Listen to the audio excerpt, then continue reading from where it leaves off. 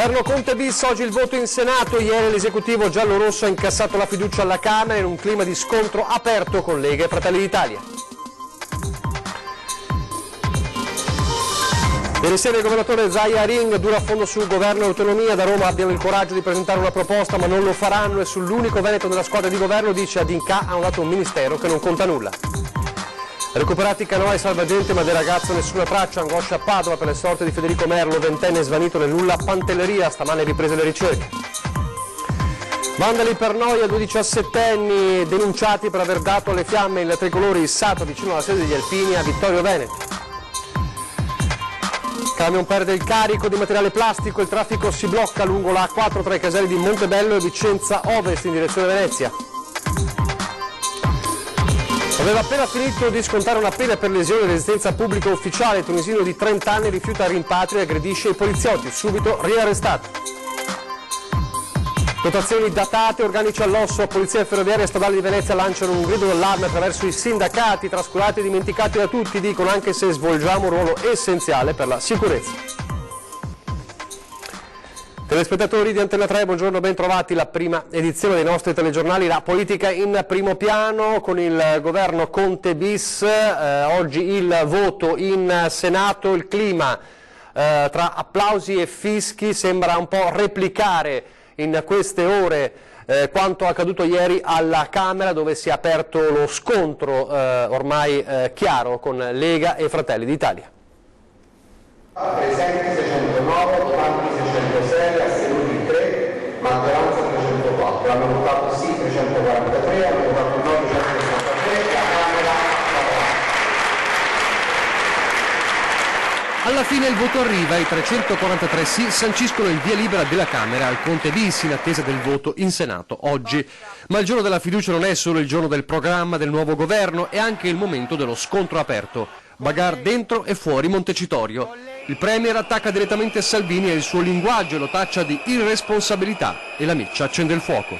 Il fatto di pensare che una singola forza politica o addirittura il suo leader possa decidere ogni anno a suo piacimento e a suo arbitrio di poter portare il Paese alle elezioni è responsabile.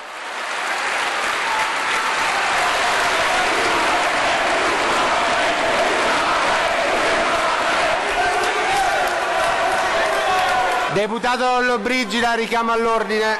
Deputata Paita! Deputata Paita! 5 Stelle e PD fanno quadrato attorno al Premier. Se questo governo saprà lavorare seriamente in silenzio, avrà tutto l'appoggio, la fiducia, il sostegno, il sacrificio di tanti italiani e dei democratici italiani. E il fatto che siamo qui a portare avanti con responsabilità il Paese, facendolo uscire da questa crisi assurda, dimostra che noi siamo altra politica rispetto a quella che per anni abbiamo visto. Ma fuori dentro la contestazione non si ferma. Possono scappare dal voto per qualche mese, ma non possono scappare dal voto all'infinito. Forse i dittatori sono quelli chiusi dentro il palazzo che si vergognano a uscire per strada. Repubblica parlamentare non significa mi frego i voti dei cittadini raccontando un sacco di bugie e poi per 5 anni ci faccio quello che mi pare, possibilmente il contrario di quello che ho dichiarato ai cittadini che ci avrei fatto. Non so dove l'abbiate letto questo articolo della Costituzione, ma non esiste! Il solco è tracciato anche perché Salvini guarda già i prossimi appuntamenti elettorali, le regionali, pure il Veneto alle urne. Alleanza suggellata ieri con Fratelli d'Italia e apertura ad altre forze di centrodestra. Vediamo come reagiranno gli italiani a cui è stato sottratto sicuramente un diritto come quello di votare, però vediamo cosa faranno questi ministri. Sì, certo, una maggioranza in Parlamento che non è maggioranza nel Paese. Se sono a posto con la loro coscienza, buon per loro, io con la mia sono tranquillissimo. Dichiarazioni, intenti e controattacchi. Sull'autonomia è già tensione con il governo, ma su nulla, dice Luca Zaia in un'intervista esclusiva ieri a Ring, perché dice non c'è una controproposta da Roma. E poi durissimo sul Federico D'Inca, definito di fatto un ministro inutile. Il governo abbia il coraggio di mettere nero su bianco la sua proposta, scriva quello che vuole, ma almeno i cittadini guarderanno, leggeranno e giudicheranno. Perché nessuno si è reso conto che stiamo discutendo del nulla, perché non esiste una proposta del governo. Io mi rifiuto di rispondere a domande, a questo punto inutili, della serie, ma se ti chiedono di rinunciare ma se mi chiedono cosa? Ma con questo... Cioè lei non rinuncia, questo Ma io non rinuncio, ma scusa, io intanto alle trattative non vado e prima nella trattativa dico cosa rinuncio, prima roba. Seconda roba, non rinuncio a niente. Terza roba, la mia controparte non ha mai proposto niente. E vedrà che lavoreranno per mai proporre niente. Perché la vera cartina è intorno... questo che io stavo per dire, tireranno lunga. No, ma la vera cartina intorno al sole è continuare a dirgli in ogni occasione, in ogni giorno, in ogni opportunità, presentateci la vostra proposta. Hanno dato a un nostro Veneto, al quale io auguro buon lavoro, che è D'Inca, un ministero che è il Ministero dei Rapporti col Parlamento, cioè il rapporto che ha il Consiglio dei Ministri col Parlamento. Cioè a noi non serve a nulla questo del Ministero, ma a nulla. Cioè, nella scala dei ministeri è quasi il premio di consolazione. Mi si passi l'espressione, Federico D'Inca ha tutto il mio rispetto, però questo è, se fosse stata capovolta la situazione, i grillini qui avrebbero fatto la rivoluzione. Ora sono tutte queste dichiarazioni che facevano in passato sulla rappresentanza del Veneto, sul Veneto che deve contare di più, quando governavamo noi, no? Negli anni 2008, io ho fatto il ministro 2008-2010, il Veneto deve essere rappresentato, Adesso tutti muti, nessuno ha più niente da dire.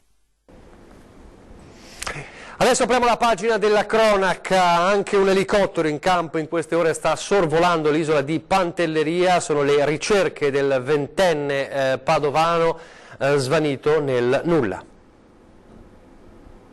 La Capitaneria di Porto di Pantelleria lo sta cercando da domenica notte, ma del 22enne studente padovano Federico Merlo ancora nessuna notizia. Il ragazzo di origine palermitane, ma da molti anni residente a Padova, dove studia lingue straniere, è scomparso domenica dall'isola dove stava trascorrendo una vacanza da solo.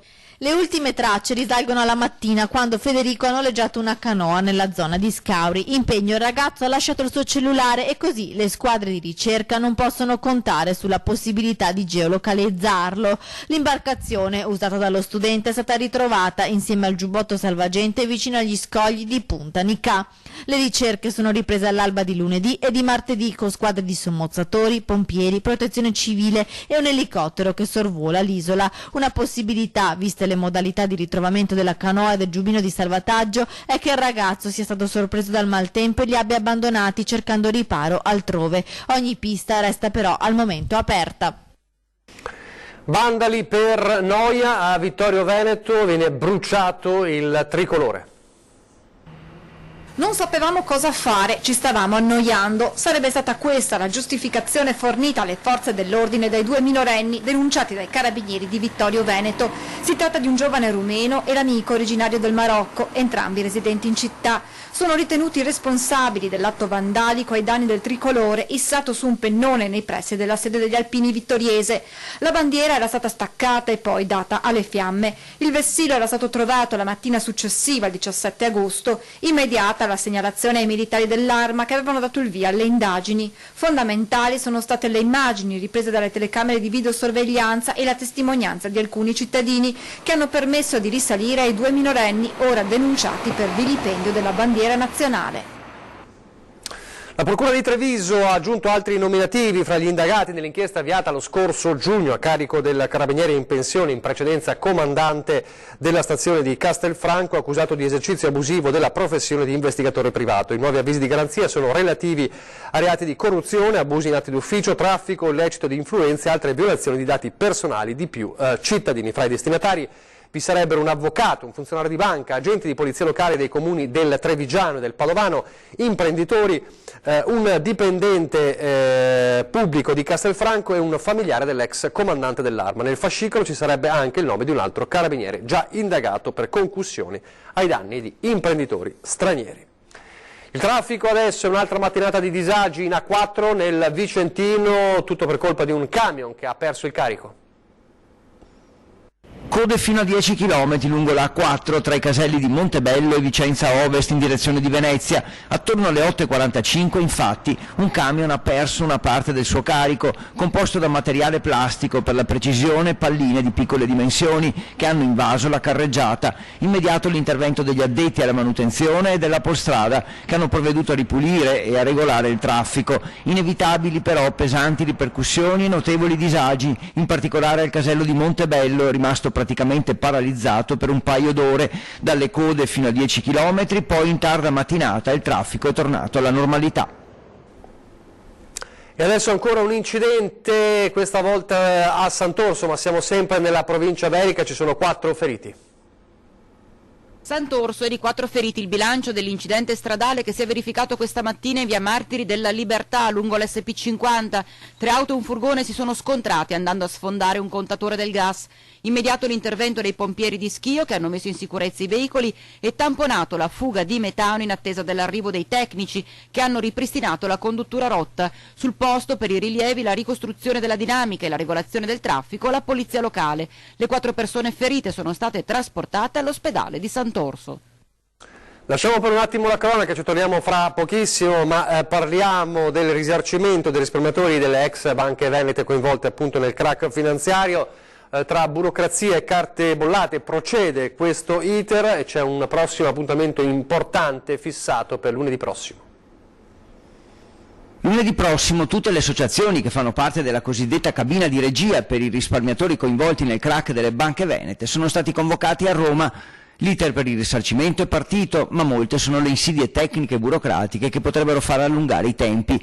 Per prima cosa servono i documenti d'acquisto delle azioni e altre carte. Invitiamo tutti a controllare i documenti, le domande si possono fare, basta avere i documenti. Chi ci aveva ascoltato e a giugno ha fatto la richiesta a Banca Intesa stanno ricevendo i documenti degli acquisti. Solo con questi documenti è possibile inoltrare la domanda. Il consiglio che danno le associazioni è quello di firmare con riserva di controllo se non c'è chiarezza o se si hanno dei dubbi sulla propria situazione.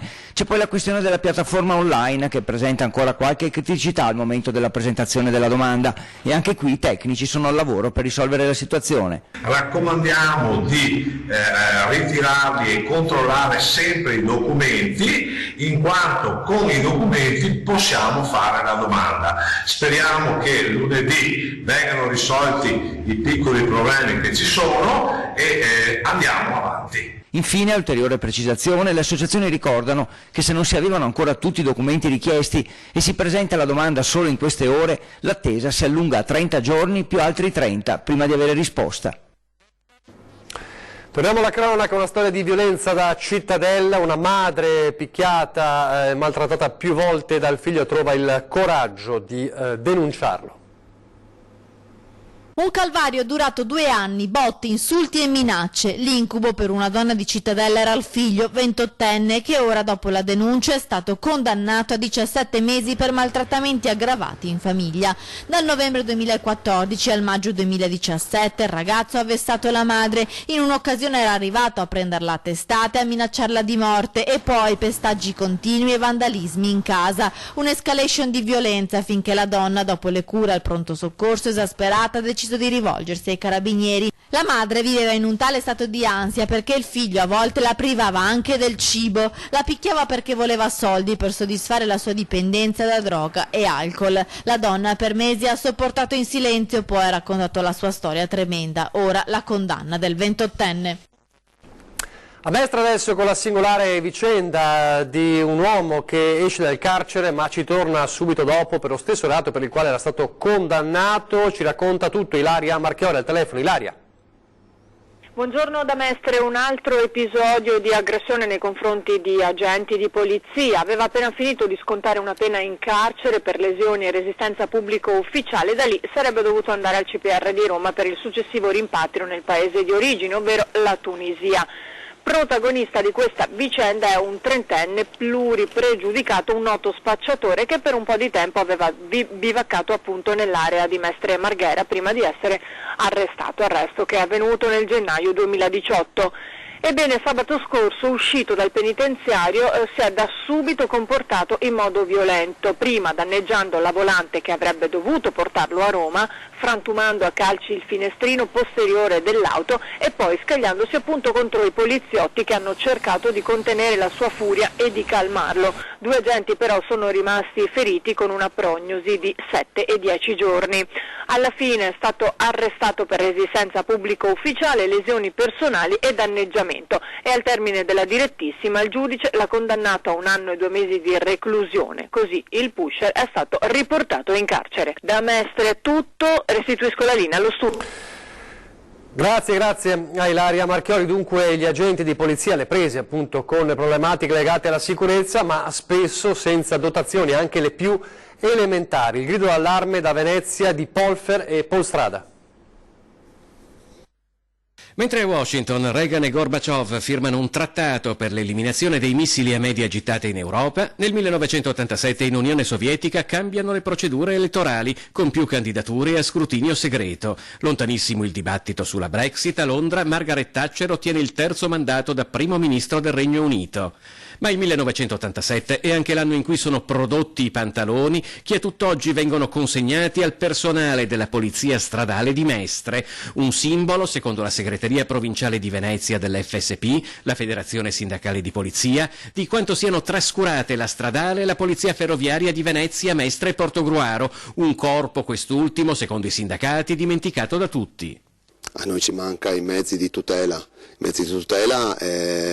lo spray, in particolar modo, lo spray urticante, in particolar modo per evitare lo scontro corpo a corpo con l'aggressore o l'esagitato che sia.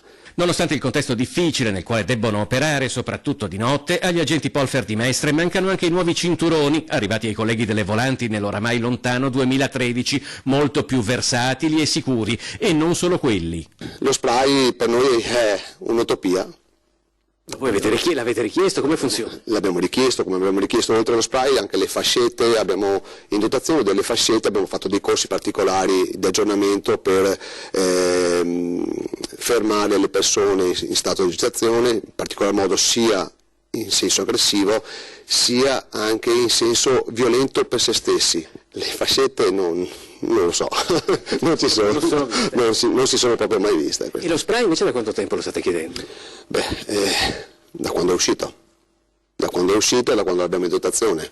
È stato sempre richiesto e non è ancora arrivato. Un altro grave incidente legato al parapendio sul Grappa, un polacco 53enne finisce in serie condizioni. Momenti di forte tensione ieri sera a Semonzoli, Borso del Grappa, dove un polacco di 53 anni è precipitato con il suo parapendio 50 metri sotto la strada Cadorna tra il secondo e il terzo tornante. L'uomo ha riportato traumi molto gravi alla testa, all'addome, alla spina dorsale.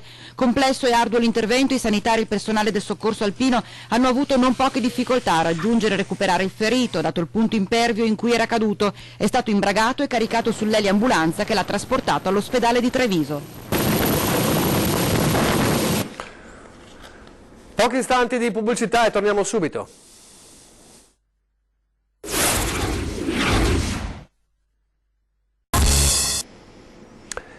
Rieccoci in diretta alla prima edizione dei nostri telegiornali. Andiamo a Belluno, dove si surriscalda il clima politico e l'opposizione chiede le dimissioni del sindaco Jacopo Massaro. Sentite perché. Non c'è trasparenza, non c'è la volontà di essere trasparenti e perciò chiederò sicuramente al prossimo Consiglio Comunale le dimissioni del sindaco, che dia le dimissioni. Aria pesante a Palazzo Rosso, attacchi al fulmicotone si susseguono da tempo contro l'amministrazione Massaro, da più parti accusata di scarsa incisività e attenzione al territorio, eppure di poca trasparenza. E così dopo le manutenzioni, la vicenda Nevegal, tutt'altro che risolta, i cantieri annunciati e mai partiti, dal piazzale della stazione alle storiche Gabelli, ora il mirino si sposta sui progetti. Di InLab, l'acceleratore di idee, aggregatore di competenze finalizzato a valorizzare peculiarità territoriali, presentato lo scorso luglio in città, spiega il capogruppo di Belluno e di tutti Paolo Gamba, ne siamo venuti a conoscenza cose fatte. Noi non l'abbiamo mai ricevuto da parte del Comune, perciò abbiamo dovuto andare in cerca nelle altre associazioni di categoria che ci hanno dato il progetto. Un progetto meritevole di sostegno e di attenzione, precisa Gamba, che però punta il dito sul modus operandi della Giunta, in particolar modo sull'individuazione dei soggetti cosiddetti percettori, cioè delle società destinatarie di contributo. Tra questi vi sono la Fondazione Teatri, di cui è presidente Renzo Poloni, che è in contemporanea consigliere della Fondazione Cari Verona, che sostiene economicamente il progetto, e la cooperativa Cooperativa Società Nuova, il cui direttore è Marco Ciociano Bottaretto, capogruppo della lista del sindaco Massaro in Movimento. Come sono state individuate? Che selezione è stata fatta? Domande che fino ad ora sono rimaste senza risposta. Chiederò sicuramente al prossimo Consiglio Comunale le dimissioni del sindaco, che dia le dimissioni e che faccia soprattutto capire al capogruppo di maggioranza che non può fare il direttore e anche il percettore di soldi pubblici. Dubbi sono espressi anche sul ruolo assunto da Valentina Tommasi, che il giorno dopo le sue dimissioni a sorpresa da assessore alle politiche sociali del comune di Belluno è stata assunta da Società Nuova. Mi pare una cosa molto strana, ma molto strana, che un ex assessore esca dal comune e improvvisamente venga assunta dalla Società Nuova e che partecipi e che faccia la capofila per questo progetto. Torniamo a Treviso adesso per parlare di urbanistica con il piano del colore. Si chiama Piano del Colore, ma il protocollo d'intesa sottoscritto tra Comune di Treviso e Ordine degli Architetti, Pianificatori, Paesaggisti e Conservatori della provincia va al di là del solo aspetto cromatico, prendendo in considerazione anche i materiali e le tecniche utilizzate per gli interventi sugli edifici storici della città. L'accordo non introduce norme nuove, ma traccia le linee guida condivise con l'amministrazione comunale che i professionisti sono tenuti a seguire. Ci deve essere chiarezza di intervento, chiarezza proprio per tutti allo stesso modo e partendo da una base comune che sarà sicuramente l'analisi del piano del colore e poi appunto i dettami che questo darà in seno alle norme tecniche. È inteso come una preservazione della cromatia, sì è vero, ma anche dell'aspetto compositivo della facciata, quindi riguarderà anche gli intonaci e tutti gli elementi che riguardano la storicità dell'edificio. Il protocollo si riferisce naturalmente agli edifici storici che possono nascondere nelle pareti dei tesori. Magari possiamo avere un patrimonio di affreschi o di pitture ad oggi sconosciuto che potrebbe essere quantomeno conosciuto e preservato. L'obiettivo è rispettare un'accorta politica di manutenzione della città tramite una corretta gestione del patrimonio edilizio urbano. Io non voglio che questo piano del colore venga accolto come una preclusione al moderno, questo mi preme dirlo, perché non deve essere un modo per incelofanare Treviso. E poi ci sono i borghi non solo del capoluogo ma di tutta la provincia di Treviso che vengono catturati in immagini in una mostra fotografica alla Sant'Artemio. Uno scatto per fermare un'immagine, quella più bella e suggestiva per far conoscere posti e luoghi della nostra provincia. È iniziata così a Sant'Artemio una mostra fotografica che ha l'obiettivo di documentare i borghi come sono oggi. Abbiamo fatto delle fotografie di tanti borghi, dovremmo anche dire che questi borghi, ci sono 4 borghi che rientrano nei borghi più belli d'Italia e quindi abbiamo prevalentemente scelto questi borghi in modo da far vedere anche a chi non li ha mai visti quanto bella sia la nostra provincia. Foto in bianco e nero e a colori, luoghi ed angoli che pochi conoscono. Il fotografo ha la capacità di guardare e di vedere quello che gli altri non vedono. Questo è il segreto del fotografo, vedere dove gli altri assolutamente non vedono. Foto che rimarranno negli archivi a testimoniare la bellezza dei nostri borghi. Lo scopo del nostro fotoclub è quello di fare una fotografia di tipo documentativo, non fine a se stessa, ma di fare delle immagini che poi rimarranno tali anche fra 20 anni, cioè sono l'esempio dello stato attuale della nostra provincia, dell'arte in generale. La mostra rimarrà aperta fino al 10 ottobre. Siamo in chiusura, vi ricordo gli appuntamenti con la programmazione, allora fra pochissimo ore 13 per parlare di sanità, demenza, prevenzione e diagnosi precoce con il dottor Maurizio Gallucci, direttore del Centro per i disturbi cognitivi e le demenze ULS 2 Marca Trevigiana. E poi questa sera 20:10 dove torna a trovarci il governatore Luca Zaia, quindi 20:10 dopo il telegiornale di Treviso. Adesso vi lascio alle previsioni del tempo, grazie per averci seguito e arrivederci.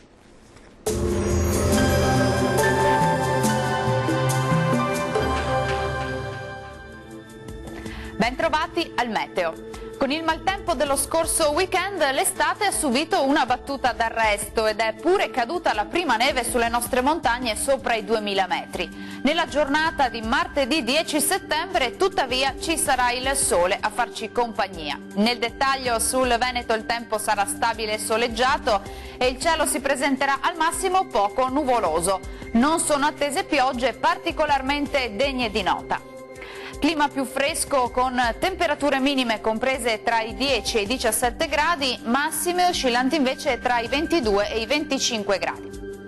Situazione simile sul Friuli Venezia Giulia con ampio soleggiamento, anche qui il cielo si presenterà sereno o al massimo con poche nubi a carattere sparso. Temperature invariate, minime tra i 13 e i 17 gradi, massime tra i 23 e i 24 gradi.